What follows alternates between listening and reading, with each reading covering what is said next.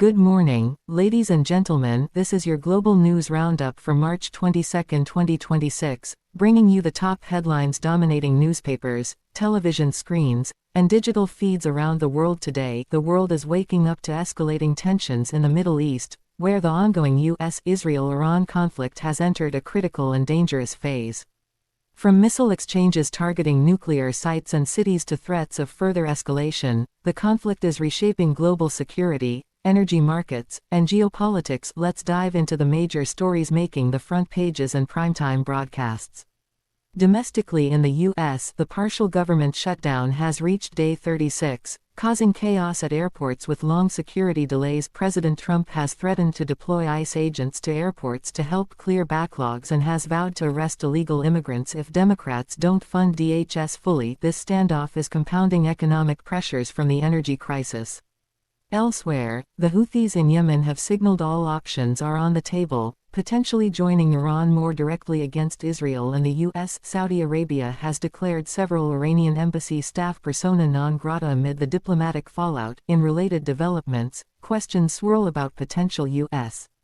ground troop deployments in Iran, with discussions of which units could be involved despite earlier talk of de-escalation beyond the Middle East. Other stories are making waves. Reports continue on democracy concerns in the U.S., with multiple think tanks and institutes warning that recent executive actions have pushed the country closer to authoritarianism, with rankings plummeting in global indices. In Europe and elsewhere, lingering effects from earlier events like airport disruptions, Heathrow's recovery after a fire, and regional conflicts persist, but they are overshadowed by the Iran crisis.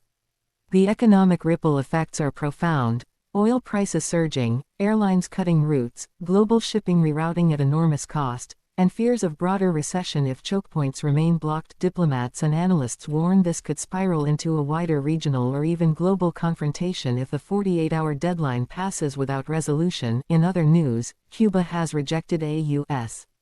embassy request for diesel amid ongoing blackouts and shortages, calling it shameless amid strained ties. Former U.S. Special Counsel Robert Mueller has passed away at 81, prompting reflections on his legacy in past investigations. As the day unfolds, the world watches closely. Will Iran back down on Hormuz? Will strikes intensify, or can back-channel diplomacy avert catastrophe? Stay tuned for updates. This story is developing rapidly, with implications for energy security, international alliances, and peace in our time. The most prominent headline across major outlets, from ABC World News Tonight to Al Jazeera, Times of India, and international wires, is the intensification of the war in the Middle East. The U.S. and Israel have reportedly conducted strikes on Iranian nuclear facilities, including Natanz, prompting fierce retaliation from Tehran. Iranian missiles have struck southern Israeli towns such as Dimona, home to a key nuclear site, and Arad, wounding over 100 people, destroying dozens of buildings, and injuring nearly 90 in residential areas alone. Air defense systems in Israel reportedly failed to intercept at least 2 of these ballistic missiles, marking a significant escalation. Reports from Doha and Tel Aviv describe thunderous explosions, widespread destruction, and civilians fleeing for safety. The conflict, now in its 3rd or 4th week depending on the counting, has seen U.S. and Israeli forces hit over 500 sites across Iran, with hundreds of deaths reported on both sides. In direct response, President Donald Trump has issued a stark 48-hour ultimatum to Iran: fully reopen the Strait of Hormuz without threats, or face massive U.S. strikes on Iranian power plants, starting with the largest ones. Trump posted publicly, warning that failure to comply would lead to obliteration of key infrastructure. This comes as Iran has effectively shut down the Strait of Hormuz, a vital choke point carrying about 20% of the world's oil supply, by deploying mines and threats, causing global fuel prices to soar dramatically. Pumps in the U.S. and elsewhere are seeing record highs. Major airlines are slashing flights due to skyrocketing jet fuel costs, and supply chains are under severe strain.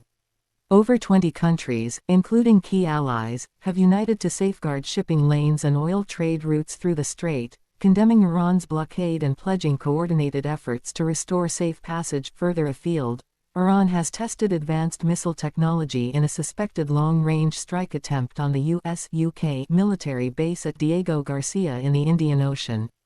Defense experts are alarmed, noting the use of space launch-derived systems that signal, "No place is safe," for American assets. This has raised big alerts for U.S. forces worldwide. Meanwhile, the U.S. has quietly pre-positioned airborne special forces at Camp Lamanier in Djibouti, right next to the Bab el-Mandeb Strait, the second major global chokepoint.